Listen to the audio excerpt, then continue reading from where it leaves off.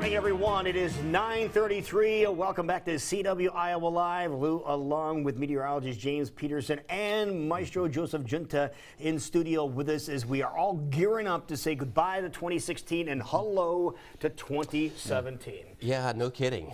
But this time, we're going to be doing something in a way that is most unique because people are going to be able to celebrate New Year's my way. Exactly, yeah. Or your way, or anyone's way. Exactly. No, we're talking about Blue Eyes. We are, yeah. And, you know, this guy, Frank Sinatra, his career spanned over 60 years. Now, just think about that for a second. Started back in the swing era in the 1940s and went all the way through the mid-1990s. And remarkable talent, Hollywood movie star as well as producer and great singer. And you know, there's a couple of reasons, I think, Lou, that his career spanned that far. First of all, you can't fake talent, you know, so that's talent is always the test of time, you know, so that's one thing I think that's remarkable. But there are a couple of things that were incredibly unique about Sinatra and how he's sustained a career for that long and continued to be appealing to record companies and worldwide audiences. One was this tremendous vocal timbre, you know, there's a sound that he had that nobody else could duplicate. Part of that was that RCA invented a microphone for him. You know those old bullet mics? The big ones, yeah. That's right.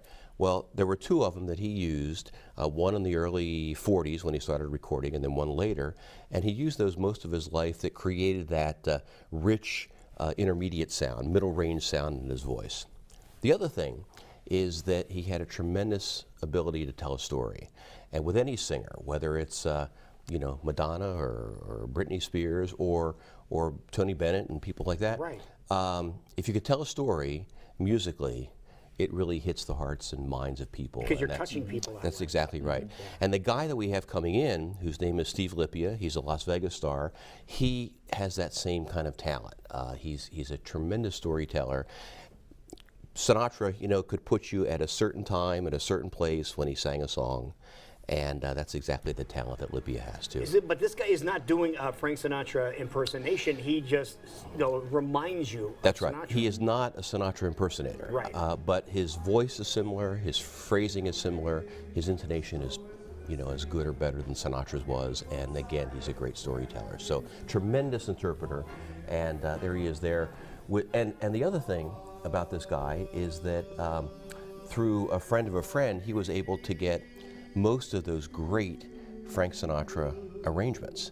So those by Don Costa, Neil Hefti, and Gordie Jenkins, they're all his, and he's the only performer that can use them. Are you serious? No, so people that are really into the Sinatra era and Yep. to Sinatra, like the authentic Sinatra music, are going to be able to experience it. That's exactly right. When Capitol Records first signed Sinatra in the 1950s, one of the deals in the contract was that he had to have a 40-piece orchestra behind him to record. And not only is this a 40-piece orchestra, now we're going to use an 80-piece orchestra. There you go, you're doubling. And as you guys probably know, it's a little bit difficult for classical musicians to swing. You know, that's a genre all itself. So some of my musicians, of course, play jazz and play in clubs and whatnot and know what they're doing in terms of popular music. But we've hired about 6 or 8 people from the Turner Center Jazz Orchestra, so they're going to help us be able to create the style and be very authentic about it. Now, how difficult is it for you to be involved in something like this? Well, it's, you know, it's a show, and the pacing is a lot different than what we're used to in classical music. You know, I tell our musicians when I'm rehearsing them that when you're doing a Beethoven symphony, you get 5 2.5-hour rehearsals to decide on tempo and phrasing and everything else that goes into it. In this particular case, you got to make about 10 times more quick decisions in only 2 rehearsals. So you really got to be on your toes. You're only rehearsing twice before this? Two times, yeah. Oh, so you really have to be on your toes and know what you're doing. But Steve's great, the arrangements are great, our musicians will be wonderfully prepared, they're professional, and I'll meet with Steve for about an hour. That was my next question, yeah. When will you have him there? Yeah, tomorrow he'll come in for about an hour rehearsal with me in private, and then we'll pull in the musicians at 3 o'clock tomorrow afternoon, and then 7 o'clock tomorrow night. So we'll put it all together pretty quickly. The first rehearsal is what we call a working rehearsal, where we stop and start a lot, be certain that things are in tune and relatively together.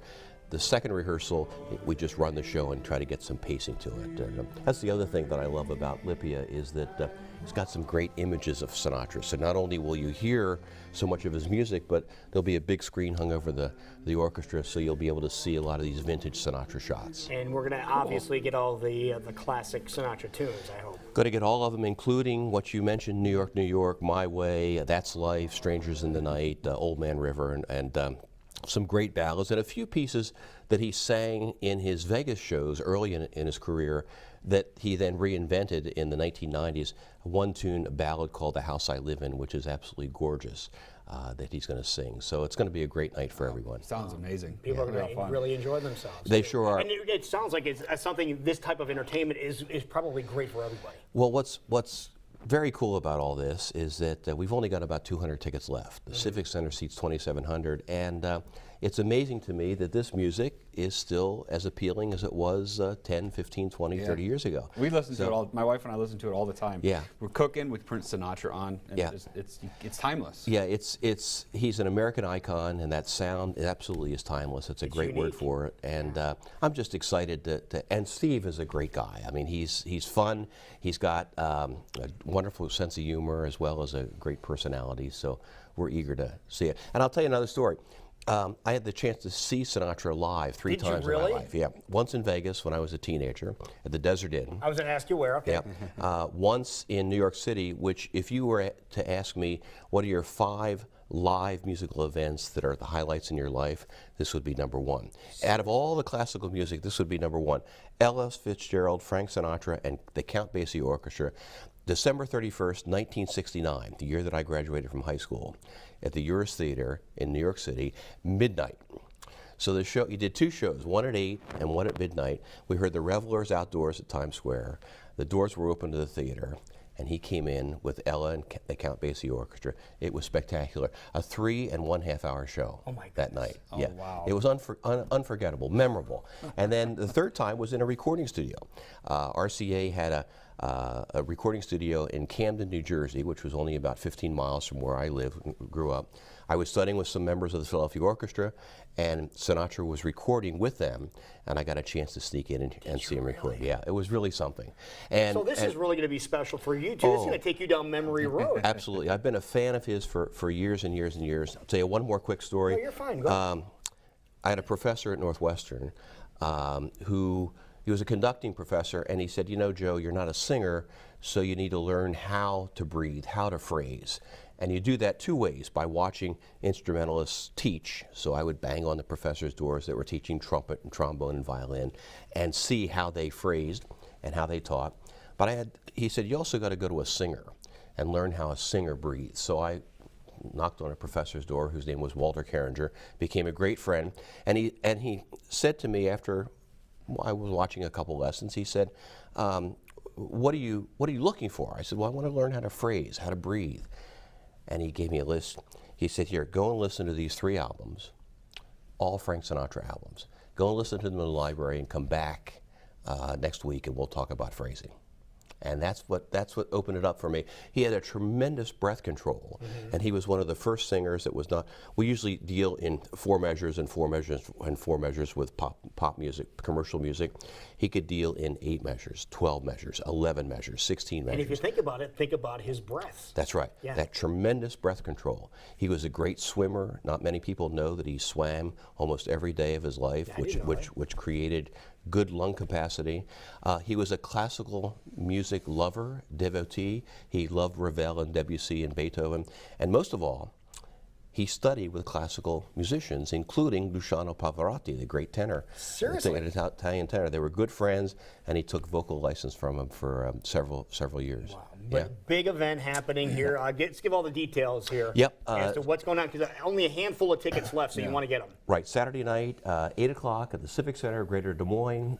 It's New Year's Eve pops, Sinatra at 100 and beyond. There you go. 8 o'clock is showtime, and then bring in the new year. What better way than this? Oh, perfect. This is wonderful. Happy New Year, my friend. Happy New Year to you. Thank you, very buddy. much. Yeah, Thank you so much. We will be right back. It is 9:43 right now, and when we return, it'll be time for totally serious news, including some more details on that dude that went through 240 green lights in a row and has video to prove it. That's coming up next.